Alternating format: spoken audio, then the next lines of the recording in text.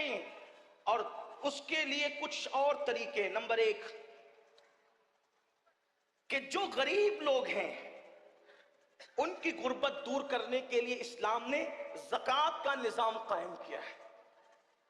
2.5% زکوٰۃ اپنے مال سے ہر سال نکالو۔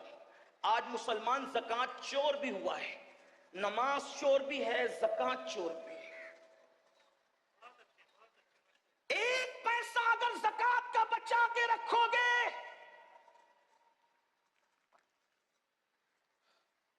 ایک پیسہ اگر زکوٰۃ کا بچا کر رکھو گے تو وہ پیسہ آپ کے دوسرے اچھے پیسے کو بھی تباہ کرے گا۔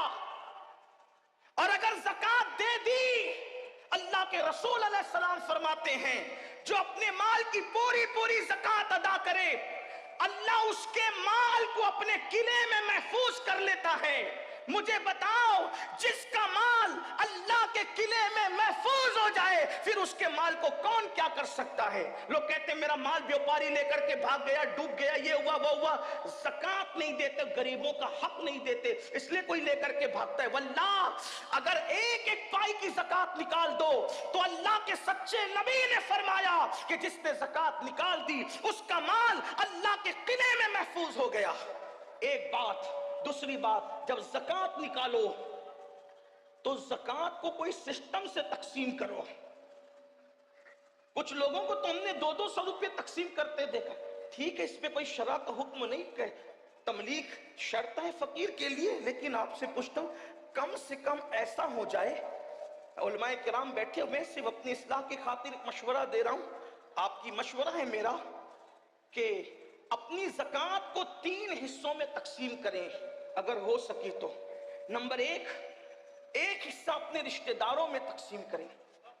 نمبر 2، ایک حصہ عام مسلمانوں میں تقسیم کریں۔ اور نمبر 3، ایک حصہ مدارس دینیا میں تقسیم کریں۔ اس سے یہ ہوگا کہ آپ کے رشتہ داروں کی غربت بھی دور ہوگی، عام مومنوں کی غربت بھی دور ہوگی، اور جو مدارس اسلامیہ جو دراصل ہمارے مذہب کی جان ہے، اللہ کے رسول علیہ السلام نے فرمایا العلم حیات الاسلام و عماد الدین، کہ علم اسلام کی زندگی ہے اور دین کا ستون ہے۔ جب تک کہ یہ مذہبی ادارے قائم ہیں انشاءاللہ ہمارا دین زندہ رہے گا۔ اس لیے ان کو بھی مضبوط کرنا ضروری ہے، لیکن اس کے لیے تھوڑی گزارش اتنی ہے کہ جہاں دے رہے ہیں وہاں آنکھ کھول کر کے دیکھو کہ کام ہو رہا ہے کہ نہیں ہو رہا ہے۔ اگر واقعی صحیح کام ہو رہا ہے، زمین پر ہے ادارہ تو ٹھیک ہے، اگر آسمانوں پر یا تصورات یا تخیلات میں ہے تو پھر آپ اس کے ذمہ دار ہیں۔ کچھ لوگوں کا حال یہ ہوتا ہے کام نہیں دیکھتے، بلکہ جہاں نام ہوتا ہے وہاں دیکھتے ہیں، پھر چاہے وہ صحیح جگہ ہو چاہے غلط جگہ۔ اس میں بھی مجھے ایک بات یاد آتی ہے، دراصل پھر آپ کا بلکہ ہم بولنے والوں کا بھی کیا قصور۔ ایک شخص حضرت محبوب الہی کے پاس ہے، نظام الدین اولیاء، کہ حضور میری زکوٰۃ ہے اور آپ میرے مرشد ہیں، آپ نیک اللہ والے، جس کو چاہے دے دیں۔ لیکن وہ بھی اللہ والے تھے، وہاں لے کر کے جھولی میں ڈالنا تو تھا نہیں، انہوں نے ہاتھ میں نہیں لیا، فرمایا بیٹا خانقاہ کے سامنے جا، پہلا جو بندہ نظر آئے گا اس کو دے دینا۔ تو دے دیا۔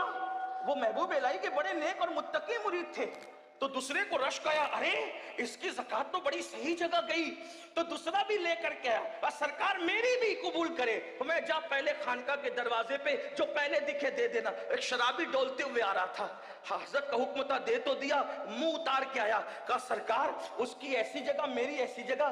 آپ نے مسکرا کے کہا بیٹا میرا قصور کیا ہے، جیسا مال تھا ویسے کے پاس پہنچ گیا۔ بس اپنی زکاتوں کا بھی یہی حال ہے، جیسے کماؤ گے ویسے جھولی میں جائیں گے، اگر حلال کماؤ گے تو اچھے ہاتھوں میں پہنچے گی۔ یہ تو زکات کا معاملہ ہو گیا۔